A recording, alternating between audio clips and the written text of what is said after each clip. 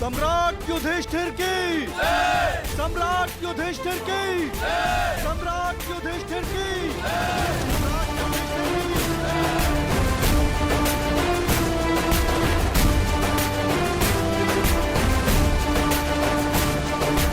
धर्मराज,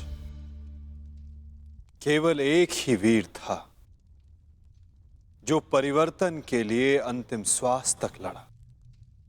महारथी सूर्य पुत्र कर्ण।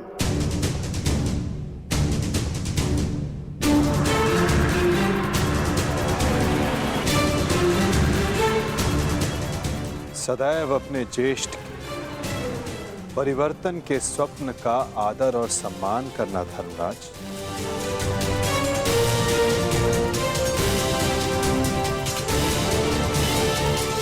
सम्राट पद पर स्थापना के पश्चात मैं पहली घोषणा करता हूं, हस्तिनापुर में अब जन्म आधारित व्यवस्था का अंत किया जाता है। वर्ण व्यवस्था रहेगी, परंतु वो कर्म के आधार पर आधारित होगी।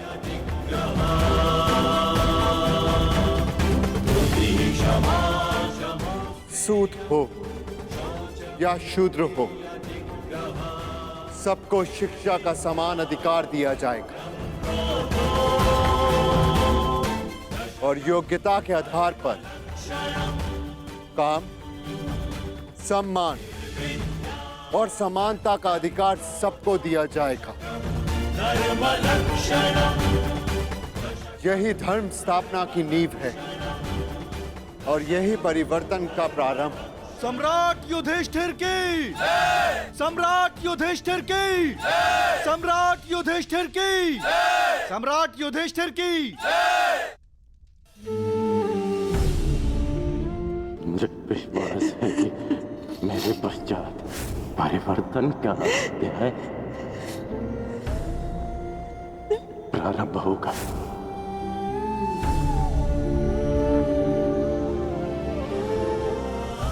देख रहे हो राधे, तुम्हारे मन चाहे परिवर्तन का प्रारंभ हो चुका है। महाभारत के इस महायुद्ध में 18 अश्वनी सेना और बहुत से महारथियों ने अपने प्राणों का त्याग किया है। मैं उन वीरों के परिवारों को नमन करता हूं।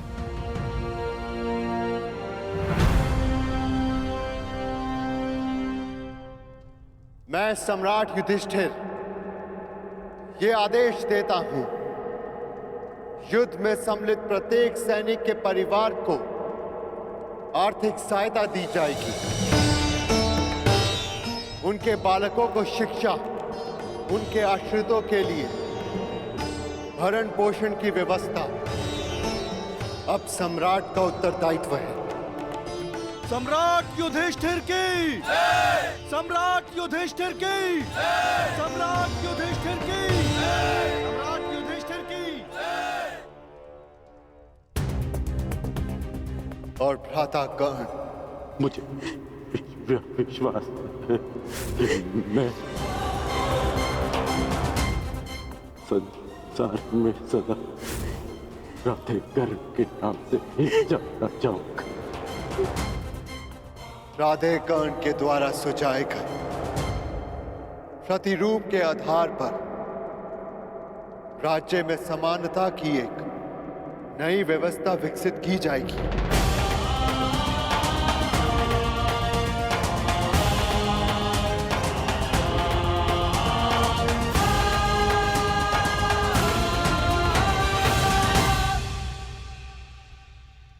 युधिष्ठिर और अन्य पांडवों ने अपने ज्येष्ठ कर्ण के दिखाए परिवर्तन के मार्ग पर चलते हुए एक धर्म राज्य का निर्माण किया।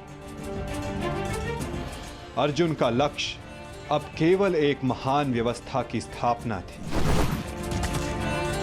100 कौरवों का नाश कर देने वाले भीम ने भी अब निर्माण की भागदौड़ संभाल ली थी और नकुल सहदेव अपनी माता कुंती, गांधारी और बुजुर्ग हो चले धृतराष्ट्र की सेवा में लगे थे। हर ओर धर्म था, संपन्नता थी, आनंद था, परंतु अतीत से छूटा एक बाण परीक्षा बनकर भारत के भविष्य पर मंडरा रहा था।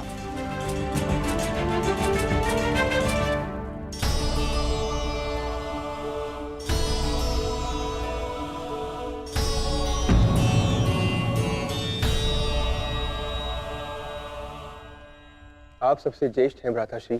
इस स्थान पर आपका अधिकार है, परंतु फिर भी आप ये स्थान रिक्त क्यों रखते हैं?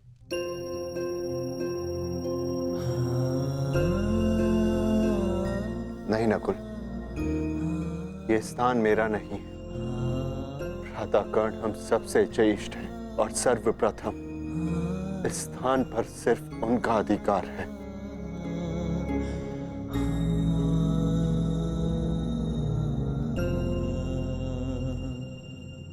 साम्राज्ञी, क्या हुआ दासी? इतनी व्यग्र क्यों हो? युवरानी उत्तरा को प्रसव पीड़ा होना आरंभ हो चुका है।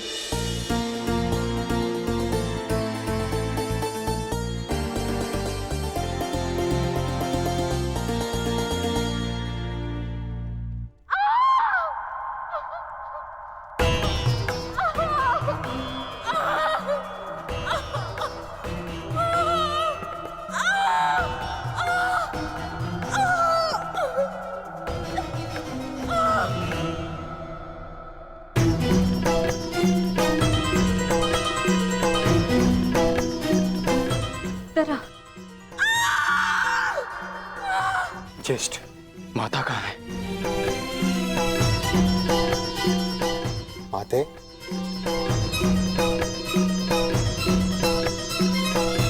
माता, माता वो उत्तरा। हम भीतर जाकर देखते हैं।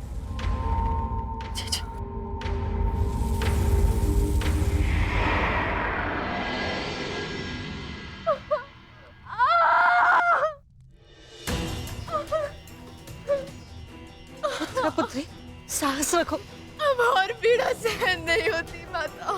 साहस रखो पुत्री, हम सब हैं तुम्हारे साथ।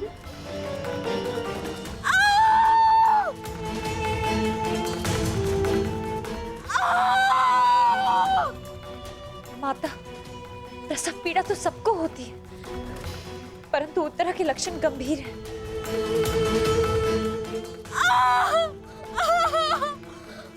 माता, कहीं कोई अनहोनी ना हो जाए।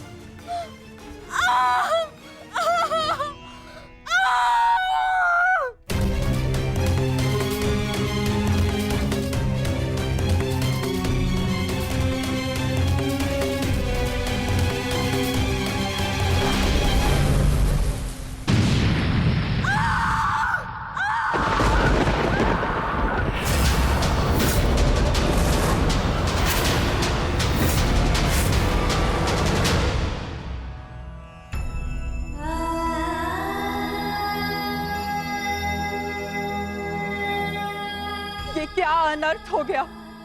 अब हम क्या उत्तर देंगे उत्तरा को? उत्तरा,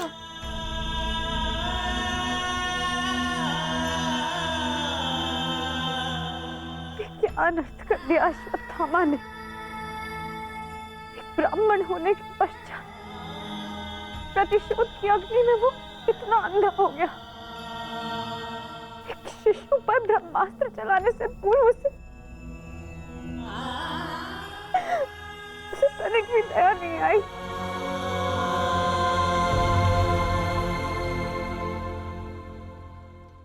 क्षमा कीजिए महाराज, किंतु हम शिशु नहीं बचा सके।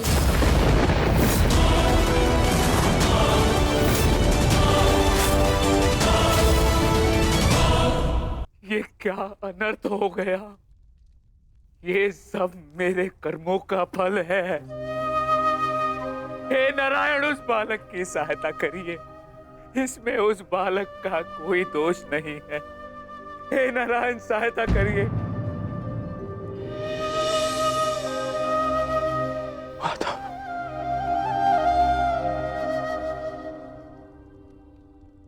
माधव, कुछ कीजिए माधव, कुछ कीजिए। मैं आपसे विनती करता हूं, हमारे वंश के अंतिम बीज की रक्षा कीजिए, अन्यथा हमारा वंश समाप्त हो जाएगा।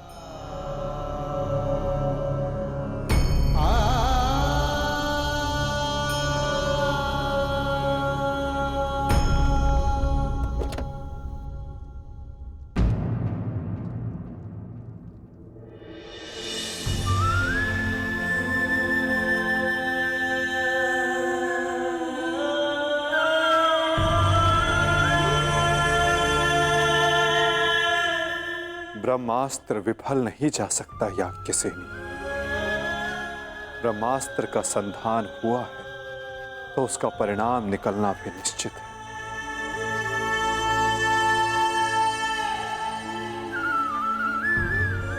क्या यही धर्म स्थापना है माधव? इस अजन्य शिशु का क्या दोष जो इससे भी अधर्म का मूल्य अपने प्राण देकर चुकाना पड़ा?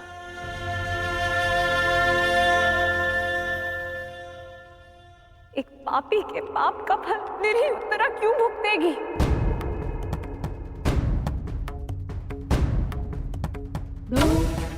माधव, वो तो इस युद्ध में सम्मिलित भी नहीं थी, परंतु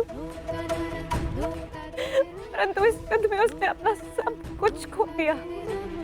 अपने पिता, अपना भाई, अपना पति और अब अपना पुत्र।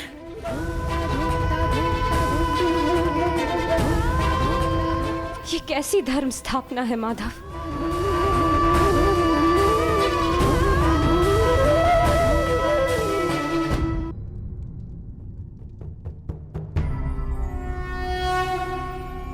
यदा यदा हि धर्मस्य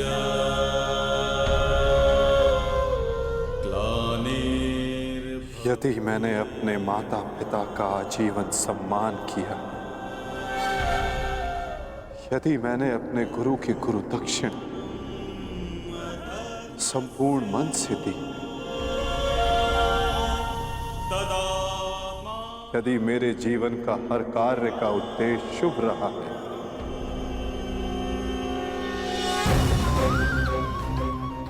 यदि मैंने धर्म स्थापना के लिए संपूर्ण प्रयास किया है,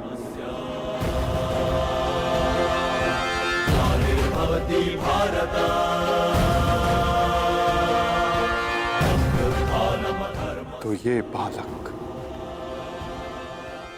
अभी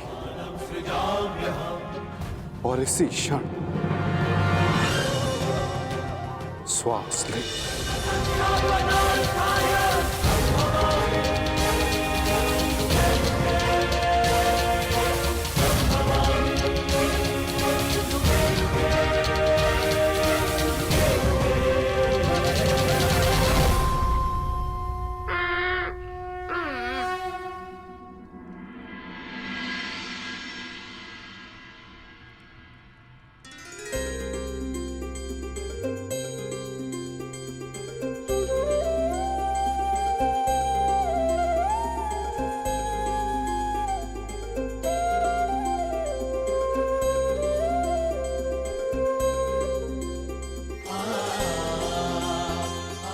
अपने जीवन की सबसे कठिन परीक्षा में सफल हुआ है ये बालक। ब्रह्मास्त्र की कठिन परीक्षा में खरा उतरा है ये बालक। जो धर्म स्थापना का मुख बनेगा।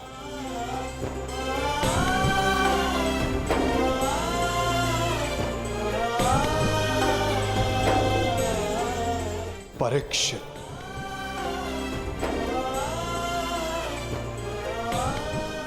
हाँ याज्ञसेनी, इस बालक का नाम परीक्षित होगा। वृषाली!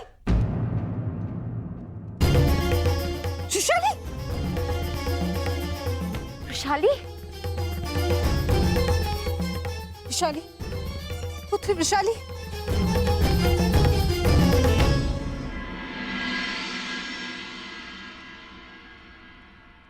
बधाई हो सम्राट। देवी वृषाली माता बनने वाली हैं।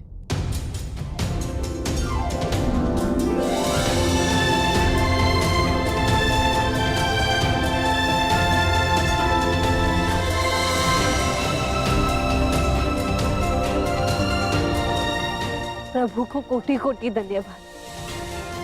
आज एक दिन में दो शुभ समाचार मिले। अब परिवर्तन के दो सूर्य चमकेंगे हस्तिनापुर।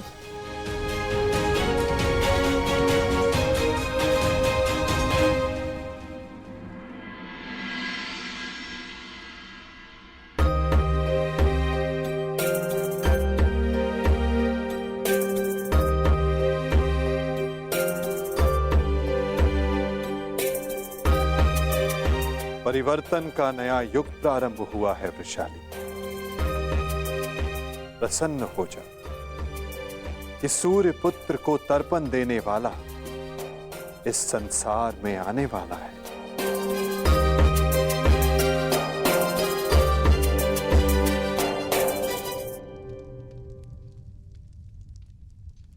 अब आप सब मुझे आज्ञा दीजिए।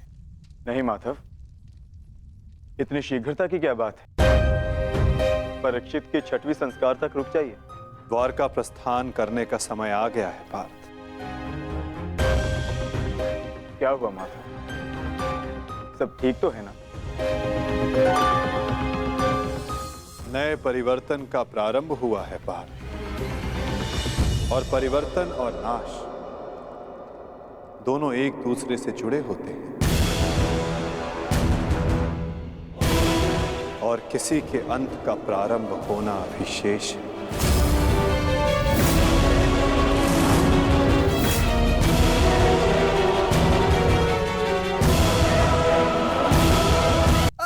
बचाओ! बचाओ! बचाओ! बचाओ! बचाओ! मैं तेरा अंत कर दूंगा। जानता है मैं कौन हूं? मैं हूं इस द्वारिका का भविष्य। सांब!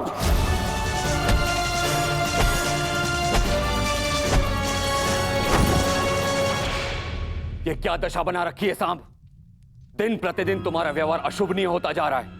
संभालो स्वयं को।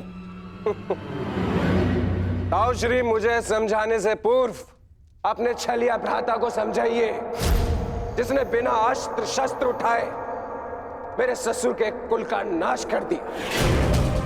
क्या वो शोभनीय था? अपने पिता के लिए ऐसा भाव पाप है। पाप तो आपके भ्राता ने किया है, मैं तो केवल मदिरा पान कर रहा हूं। संभालो अपने आप को। एक योद्धा को यह सब शोभा नहीं देता। कैसा योद्धा ताजश्री, जिसके हाथ से तलवार छीन ली गई हो, जो अपने मित्र विश्वसेन की सहायता करने का वचन पूरा ना कर सका हो, उस मनुष्य को आप योद्धा कहते हैं? जब युद्ध करने का समय था तो युद्ध नहीं करने दिया। अब इस अपमान को गले से निकलने के लिए इस मदिरा के अतिरिक्त मेरे पास और कोई सहारा नहीं है।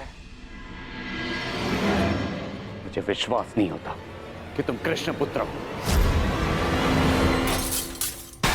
नहीं हूं मैं, नहीं हूं छलिया का पुत्र। वो केवल मेरे लिए एक छलिया है, केवल एक छलिया। सांब!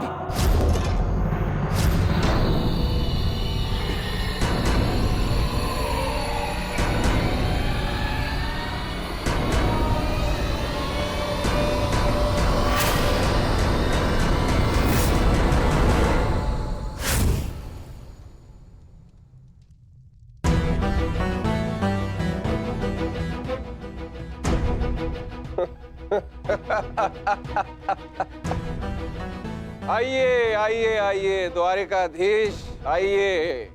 स्वागत है आपका, स्वागत है। लौट आए आप। करा इस आर्यव्रत के सभी महारथियों का अंत। कराए धर्म स्थापना के नाम पर अपना पलड़ा भारी। अब अरे अच्छी, आप देख क्या रहे? स्वागत नहीं करेंगे इनका? इतना महान कार्य पूर्ण करने के पश्चात आज लौटे हैं। आज तो राजभवन में उत्सव होना चाहिए। पांचाल, काशी, मगध, छेदी सभी महाजनपदों के महान शासकों का अंत करवा डाला, सिर्फ धर्म स्थापना के नाम पर। अब क्या बचा पूरे भारतवर्ष में? पूरे भारतवर्ष में सिर्फ दो महान राज्य। पहला द्वारिका, दूसरा हस्तिनापुर। और हस्तिनापुर का महान शासक धर्मराज युधिष्ठिर पहले से ही अपने चारों भाइयों के साथ इनके तलवे चाटता है।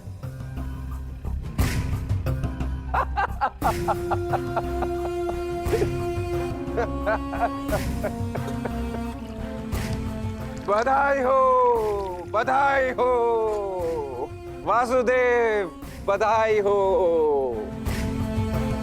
आप अपने उद्देश्य में सफल हुए।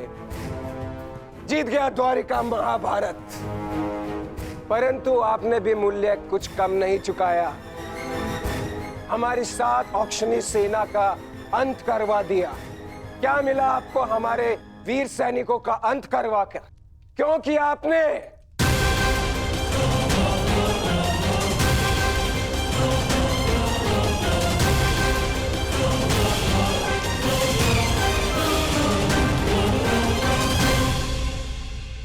उन सैनिकों ने केवल अपने कर्तव्य का पालन किया था सांब। युद्ध लड़ा, अनेकों को मारा और स्वयं वीर गति को प्राप्त हो गए। उन्होंने तो स्वर्ग की सीढ़ियां पाली सांब। परंतु तुमने अपने साथ क्या किया है पुत्र? तुमने तो स्वयं के जीवन को ही नर्क बना डाला है। तुमने वचन दिया था ना दुर्योधन और लक्ष्मण को कि महाभारत के युद्ध में तुम नारायणी सेना का नेतृत्व करोगे। तो क्यों नहीं बचाया अपनी सेना को? क्यों छोड़ आए अपने मित्र को अकेला युद्ध में? क्यों साथ नहीं दिया अपने मित्र का साथ? केवल अपने प्राण बचाने के लिए? यदि मैं अपने मित्र की सहायता नहीं कर सका तो केवल आपके कारण। आपने रोका था मुझे। मैंने तुम्हें रोका नहीं था साम, केवल विकल्प दिए थे। विकल्प? विकल्प यार में आपने मुझे भयभीत किया था। भयभीत नहीं किया था साम, मैंने केवल तुम्हें यदुवंशी के नियम स्मरण करवाए थे कि यदि नारायणी सेना परास्त होती तो उसके साथ नारायणी सेना का सेनापति अपनी उपाधि खो देता है। विकल्प मैंने अर्जुन और दुर्योधन को भी दिए थे। दुर्योधन ने युद्ध करना चुना और अर्जुन ने धर्म स्थापना। और तुमने युद्ध में भाग ना लेना चुना सांब।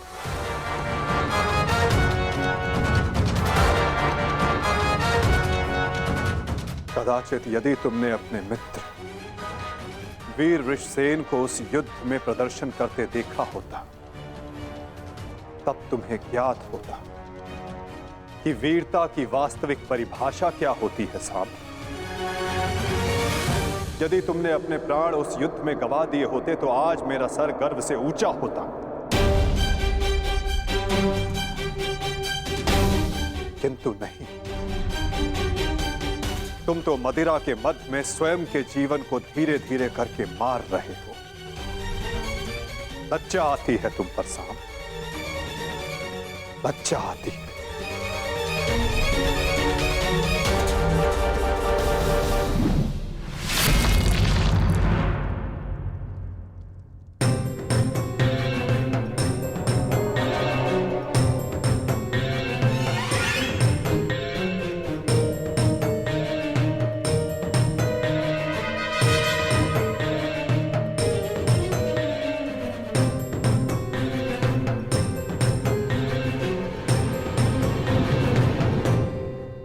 प्रणिपात पिताश्री।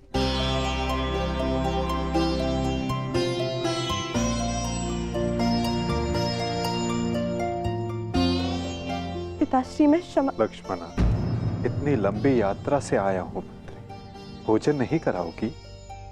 जी पिताश्री।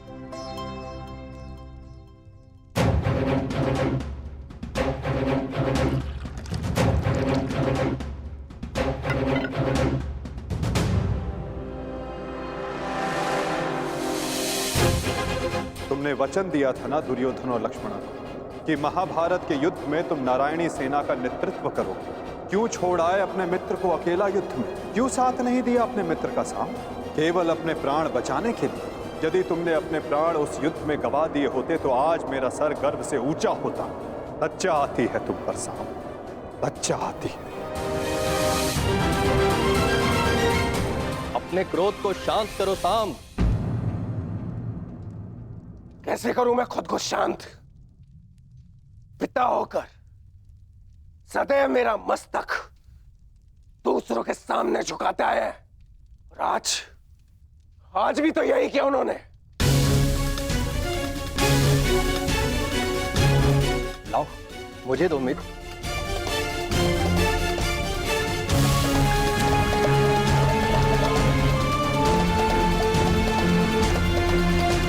लो, पियो।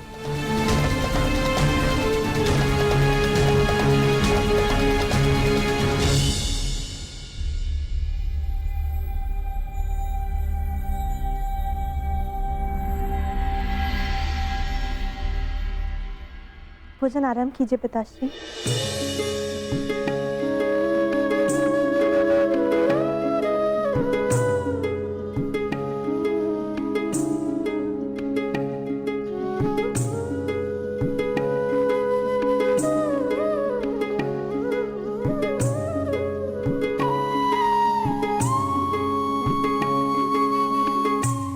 पिताश्री, क्या आप मुझे मेरे पिता के विषय में कुछ बता सकते हैं? युद्ध में क्या हुआ था?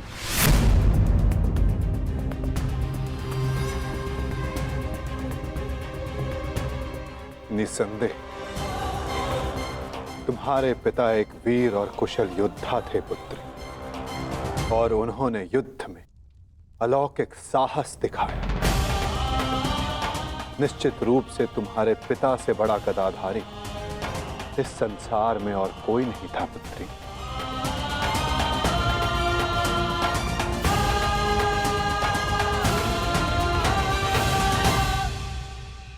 यदि ये सत्य है तो उन्हें ये संसार छोड़ के क्यों जाना पड़ा पिताश्री? हमारे कर्म और हमारे चयन हमारी नियति निर्धारित करते हैं।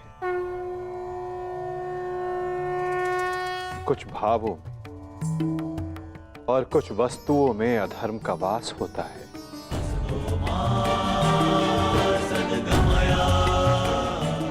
जैसे कि जुआ और मदिरा, ये व्यसन पहले लुभाते हैं और बाद में हमारे ही नाश का कारण बन जाते हैं पुत्री।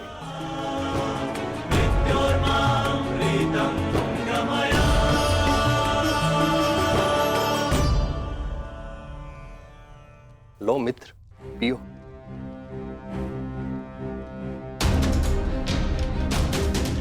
मैं जानता हूं कि तुम बहुत दुखी हो, किंतु चिंता मत करो, तुम्हारे मनोरंजन का प्रबंध कर दिया है मैंने। कैसा मनोरंजन?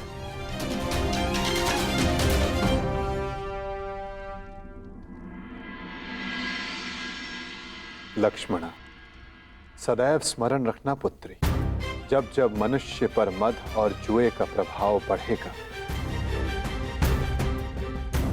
तब तब वो अपने पग अपने पतन की ओर बढ़ाएगा। संभल कर मित्र, आज का विनोद तुम्हारे मन की सारी कड़वाहट बाहर कर ले जाएगा।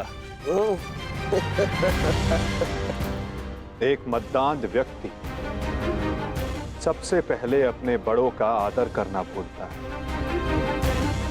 उनका अपमान करता है, उनका उपहास बनाता है, और उसके पश्चात वहीं से उसका अंत प्रारंभ हो जाता है।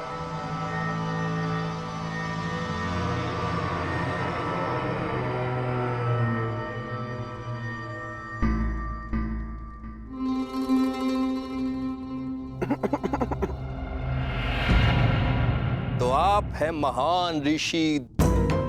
सुना है महात्मा कि आप भविष्य बता सकते हैं। बड़ी प्रशंसा सुनी है आपकी। क्या जानना चाहते हो?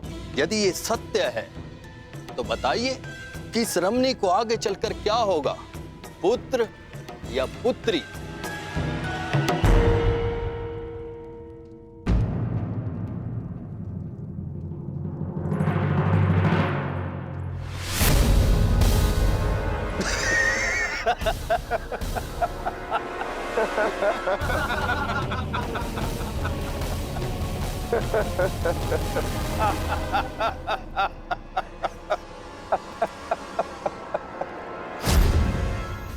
और समय बताना मत भूलिएगा महाराज। यदि आपकी भविष्यवाणी सत्य नहीं हुई तो आप अपनी बाकी की तपस्या हमारी बंदी गृह में पूर्ण करेंगे।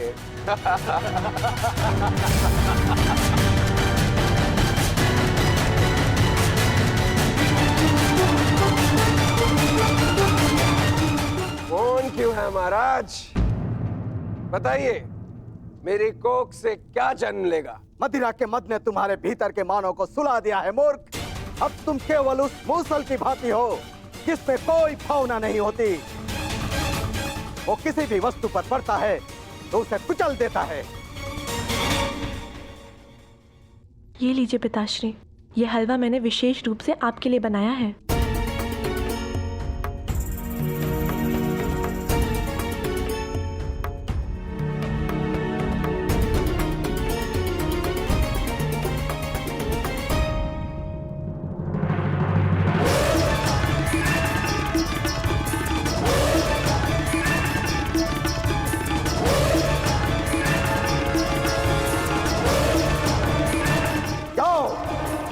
से ठीक 1 सप्ताह के पश्चात तुम्हारे पेट से मूसल ही उत्पन्न होगा जो तुम्हारे वंश के विनाश का कारण बनेगा। जिस मदिरा के मद में तुमने मेरा अपमान करना चाहा, वो मदिरा तुम्हारे नाश का कारण बनेगी।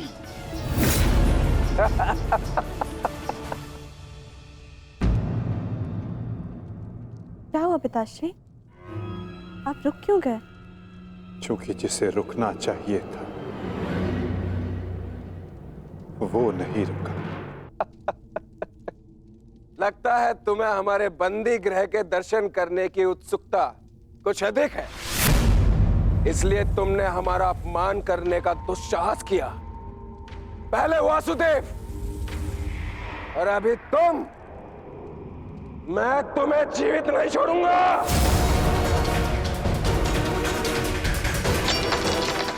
अरे ये क्या कर रहे हो मित्र? शांत हो जाओ और इनसे क्षमा मांगो ताकि अपना श्राप वापस ले ले। ये क्या कह रहे हो तुम? इस पाखंडी से क्षमा मांगू? ये एक पाखंडी है। भला कभी किसी पुरुष के कोख से कुछ जन्मते हुए देखा है? ऐसे ढोंगी साधु से डरने की कोई आवश्यकता नहीं।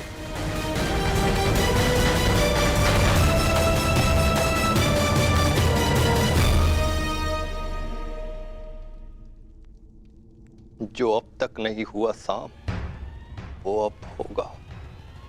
साधुओं का श्राप व्यर्थ नहीं जाता।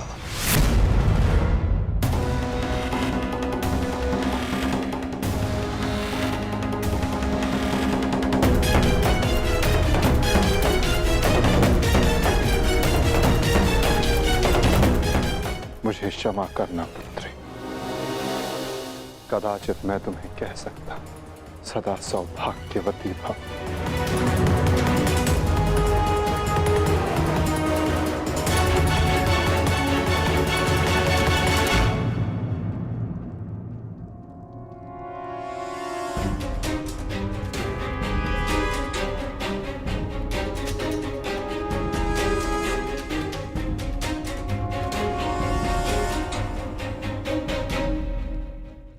एक साधु का उपहास उड़ाना और उन पर प्रहार करने का प्रयास करना क्षमा के योग्य नहीं है सांब। आपने तो सृष्टि के सभी महारथियों और अनेकों सैनिकों का वध करवाया। क्या वो क्षमा के योग्य है?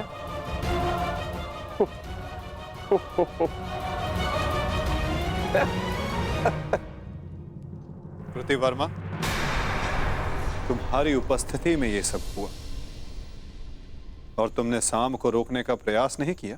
क्षमा चाहता हूं वासुदेव, हम तो केवल विनोद करना चाहते थे।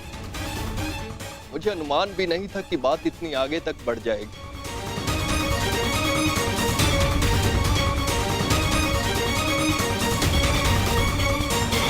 कितना समय? 7 दिन।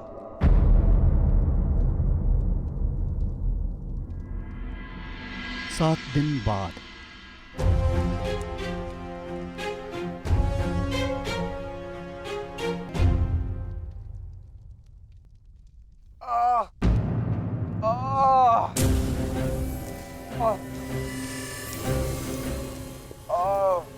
सहायता करो मित्र, मेरी सहायता करो। अत्यधिक पीड़ा हो रही है। कैसी पीड़ा हो रही है तुम्हें? लगता है उस साधु का श्राप मुझे लग गया है। आज 7वां दिन है और ये देखो मेरे पेट में अत्यधिक पीड़ा हो रही है। जाओ, आज से ठीक 1 सप्ताह के पश्चात तुम्हारे पेट से मूसल ही उत्पन्न होगा, जो तुम्हारे वंश के विनाश का कारण बनेगा।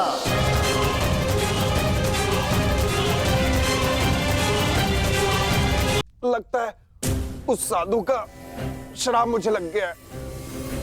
आज 7वां दिन है और ये देखो मेरे पेट में अत्यधिक पीड़ा हो रही है। जाओ, आज से ठीक 1 सप्ताह के पश्चात तुम्हारे पेट से मूसल ही उत्पन्न होगा, जो तुम्हारे वंश के विनाश का कारण बनेगा। इस पीड़ा से मुझे मुक्त करो मित्र, मुक्त करो।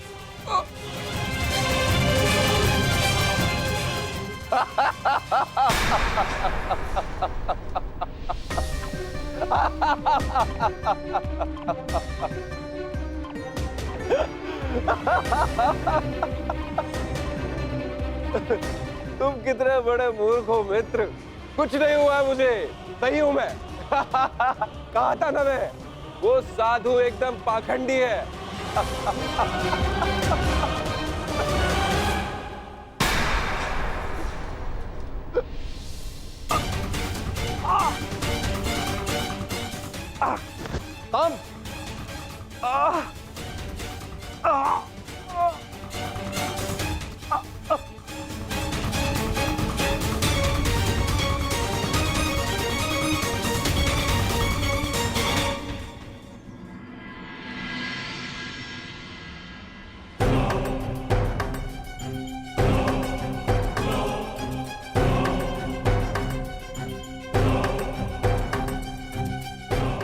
बड़ी विचित्र घटना घटी है वासुदेव।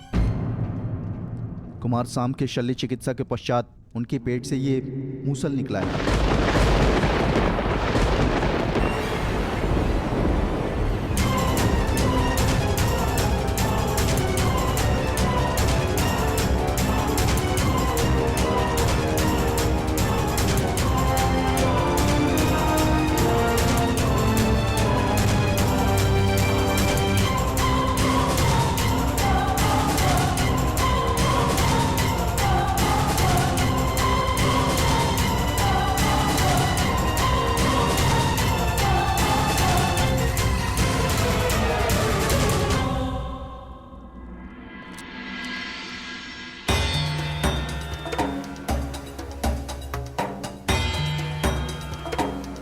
कुमार अब स्वस्थ हैं बलभद्र।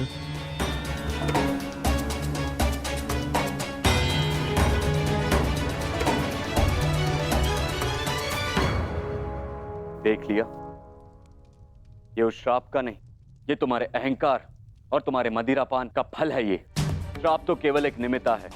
तुम्हारे कर्मों के कारण यदुवंश का नाश जन्म ले चुका है। यदि मदिरा के मद में तुमने एक महात्मा का अपमान ना किया होता तो आज तुम्हारी यह दशा ना होती।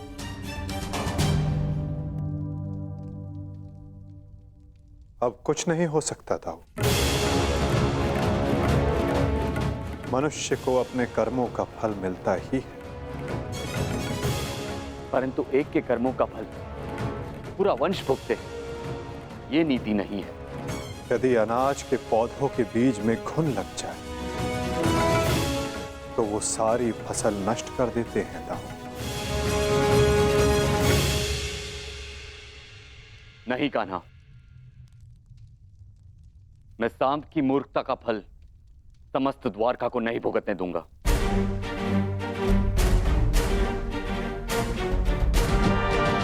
आप इस मूसल का क्या करेंगे दाऊ?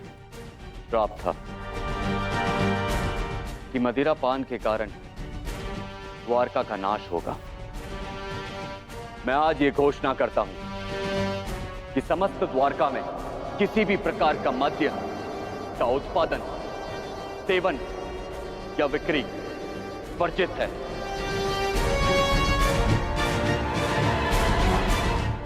और रही बात इस मूसल की, तो इसका उपाय है मेरे पास।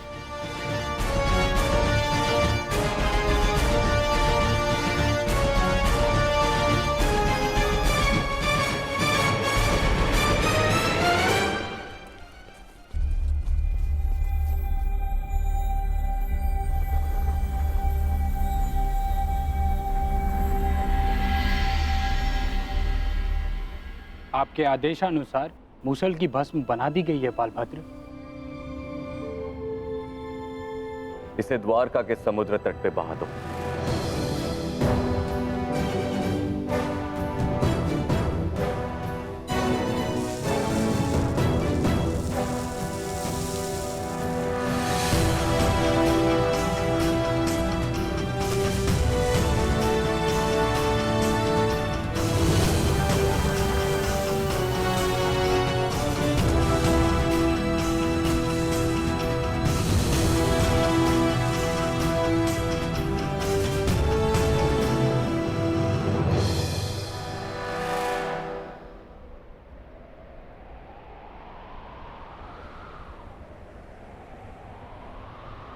दाऊ, हमारे कर्म ही हमारी नियति निर्धारित करते हैं, केवल सांब के कर्म ही नहीं। कुछ श्राप हैं। मैं तुम्हें श्राप देती हूँ कि जिस प्रकार तुमने मेरे कुल का अंत किया है, उसी प्रकार तुम्हारे कुल का अंत भी होगा। और कुछ पाप भी जो द्वारिका की नियति बनाएंगे। चक्रवात से घर के धराशायी होने का भय हमेशा रहता है कृष्णा। इसका अर्थ ये नहीं कि मनुष्य अपने घर की नींव सुदृढ़ ना करे।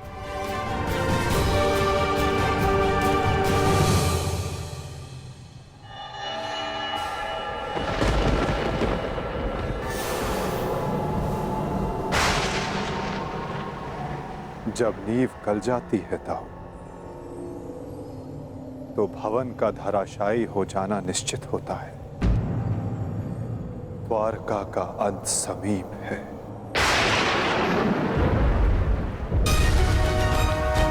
नहीं कान्हा, मेरे रहते हुए ऐसा नहीं होगा।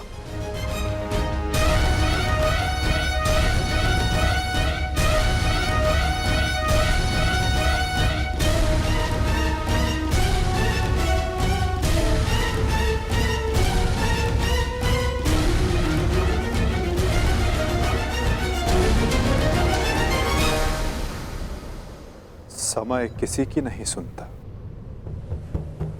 और ना ही श्राप आपकी सुनेगा दाऊ। यदा यदा नियति ने जो चुना है हमारे लिए, हमें वो भुगतना ही होगा।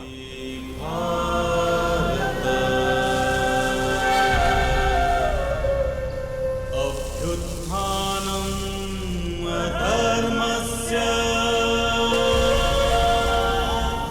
तदात्मानं सृजाम्यहम्।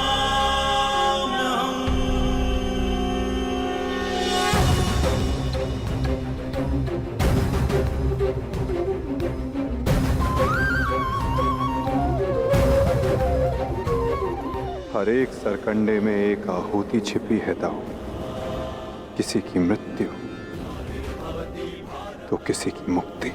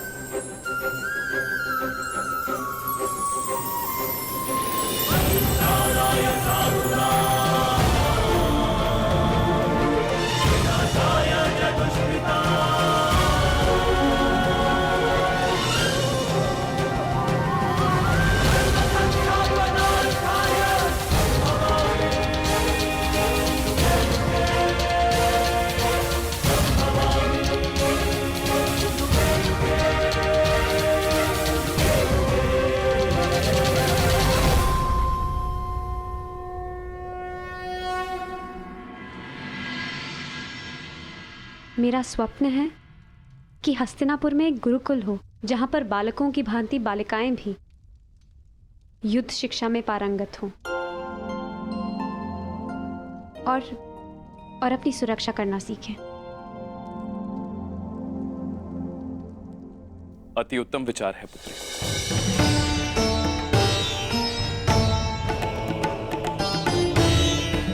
प्रणिपात, प्रणिपात, प्रणिपात।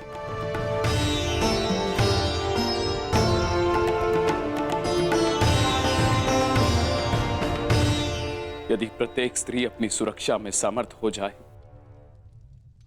तो कोई भी पुरुष उस पर अत्याचार नहीं कर पाएगा। यदि वो अबला से सबला बन जाए तो ना ही कोई चीरहरण होगा और ना ही कोई महाभारत होगी।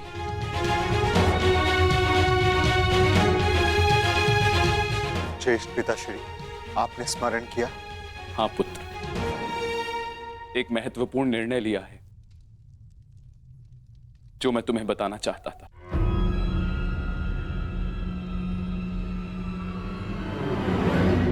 गांधारी, जीवन का हर चरण देख लिया पुत्रों, परंतु अब वानप्रस्थ करके संन्यास ग्रहण करने का समय आ गया है।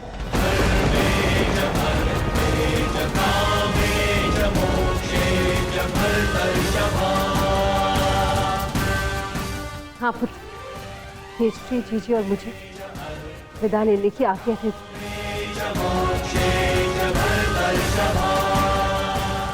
प्रस्थान?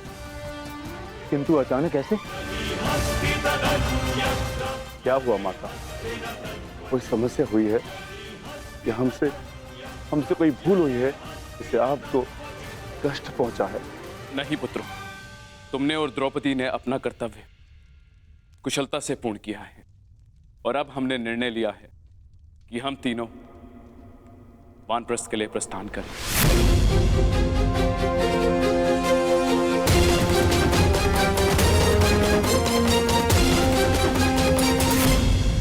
हम तीनों वानप्रस्थ के लिए प्रस्थान करें।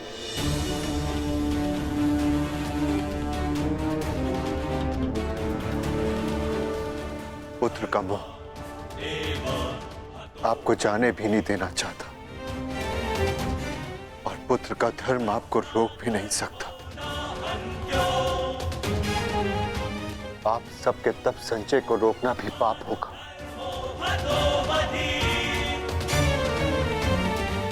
आदेश दीजिए ज्येष्ठ पिताश्री, व्यवस्था हो जाएगी। पुत्र, मुझे तुम पर गर्व है।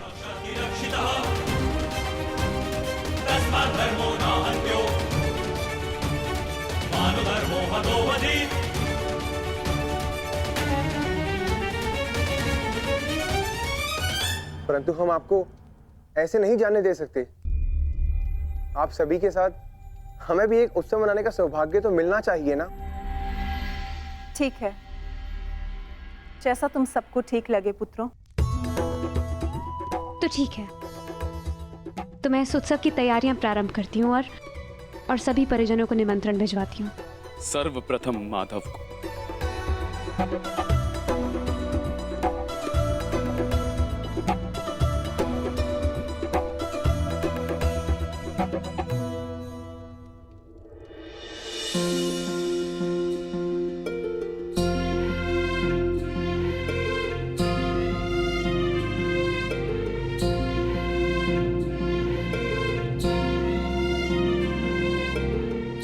सखी ने निमंत्रण दिया है, स्वीकार करना ही पड़ेगा।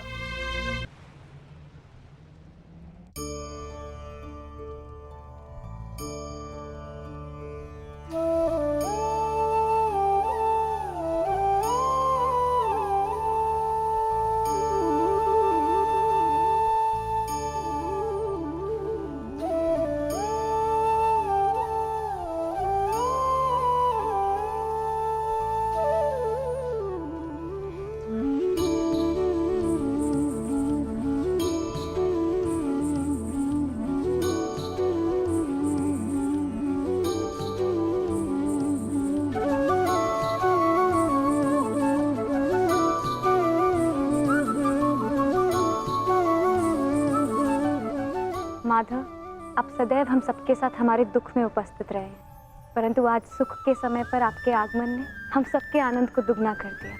मेरी सखी मुझे निमंत्रण दे और मैं न आऊं?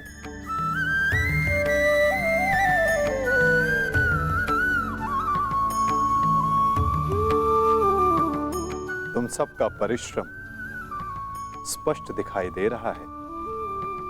जब प्रेरणा देने वाला शुभ हो तो परिश्रम का फल भी शुभ ही होता है माधव। आइए माधव, अपना स्थान ग्रहण करें।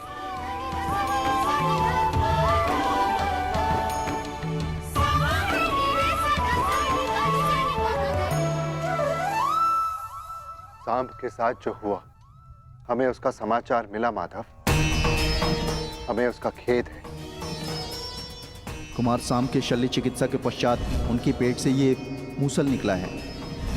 समय का चक्र और नियति को कोई नहीं रोक सकता धर्मराज। परंतु मुझे सदा खेद रहेगा।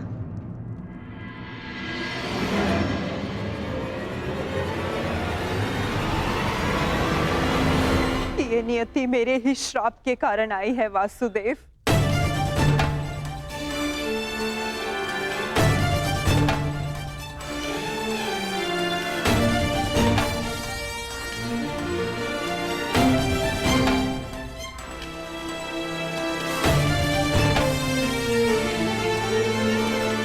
प्रणिपात राजमाता। संतोष मिला कि मेरी भूल के पश्चात भी आपका यहाँ आगमन हुआ वासुदेव। नहीं राजमाता, मैं आया क्योंकि मेरा यहाँ उपस्थित होना आवश्यक था। मुझे क्षमा कर दीजिए वासुदेव। बीते समय पर शोक मनाने से कोई लाभ नहीं। आनंदमय तो ये है कि हम सभी आने वाले नए भविष्य का स्वागत करें। कैसा भविष्य माधव? बधाई हो सम्राट, महारानी वृषाली ने पुत्र को जन्म दिया है।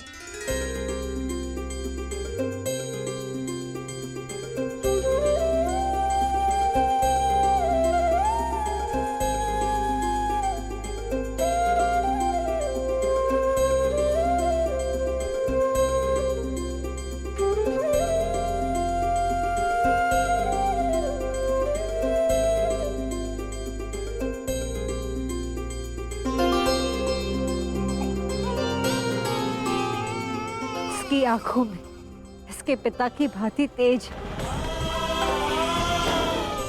कल्याण हो। बुआ श्री, इस बालक का नामकरण कीजिए।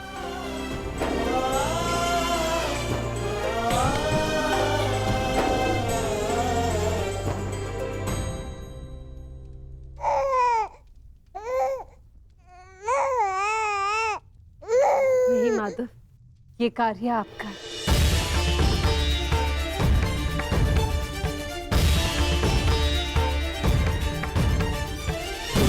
क्षमा शमोस्तेयम् शौचमिन्द्रिय निग्रहा। क्षमा शमोस्तेयम् शौचमिन्द्रिय निग्रहा।